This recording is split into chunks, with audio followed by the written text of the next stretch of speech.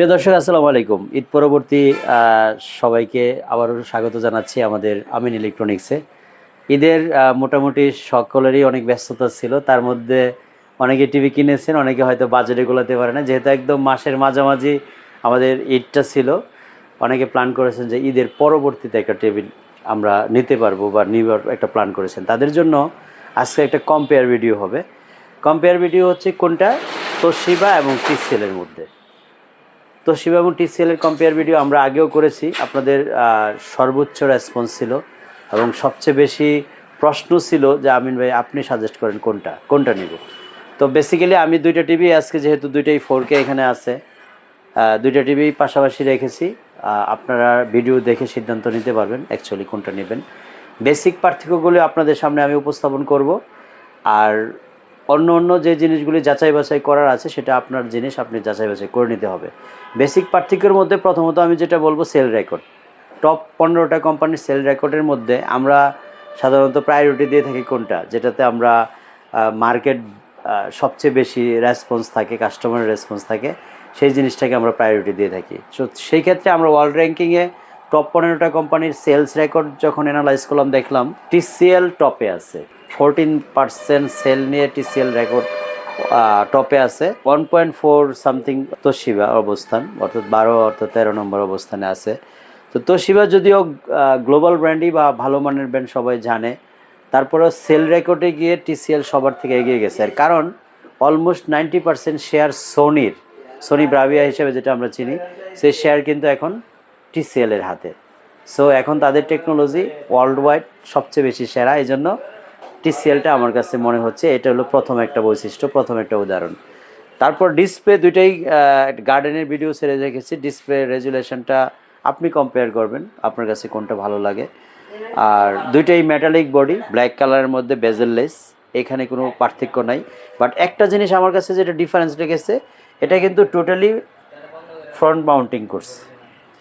আর front mounting করার কারণে আমার কাছে প্যানেলটা এখানে একটু রিস্কি মনে হয়। যে কোনো অ্যাঙ্গেল থেকে যদি একটু চাপ লাগে, প্যানেলটা চলে যাওয়ার সম্ভাবনা আছে। এখানে আমি তোশিবাতে সেফটি কম খুঁজে পাই। আর যখন আপনি টিসিএল দেখবেন, একেবারে টোটালি ভিতরে, মানে একেবারে ফ্রেমের ভিতরে মাউন্টিং করা হয়েছে প্যানেলটাকে। এখানে একটা সেফটি মানে সাইড থেকে কোনো আঘাত লাগলে আপনার টিসিএল টিভিটা প্যানেল যাওয়ার সম্ভাবনা খুব কম থাকবে। এই হচ্ছে ওভারঅল ফিটিংয়ের যে ডিফারেন্সটা, সেটা আমরা খুঁজে পেলাম। আপনার ফ্রেমটা যখন আমরা টিসিএলের ক্ষেত্রে দেখি, নিচের ফ্রেমটা কিন্তু খুবই স্মার্ট এবং স্লিম করা হয়েছে, একদম 1/2 ইঞ্চি থেকেও কম। তুলনামূলক তোশিবার ফ্রেমটা একটু মোটা মনে হয়েছে, মধ্যে একটা বিট করা হয়েছে, যেটা আমার কাছে খুব বেশি একটা স্মার্ট মনে হয় নাই। তারপর যে জিনিসগুলি আমরা কম্পেয়ার করব, তার মধ্যে প্রথম প্রায়োরিটি দিব হচ্ছে কিউএলইডি।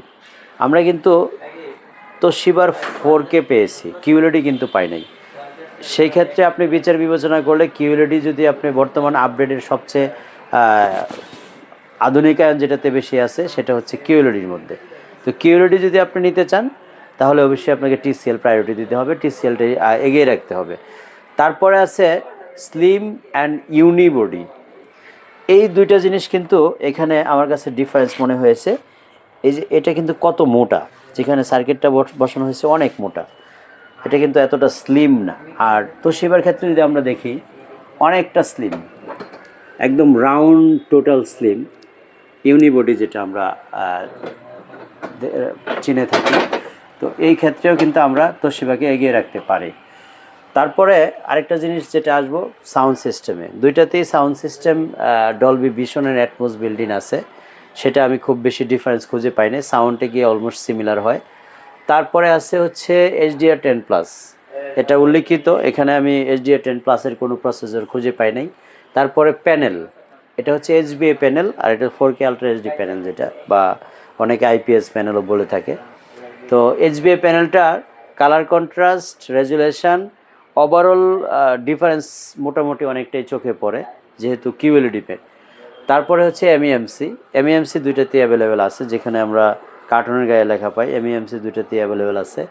তারপরে হচ্ছে যেটা AI প্রসেসর, AI এটাতে আপস্কেলিং করা আছে, লেখা আছে AI 4K আপস্কেলিং করা।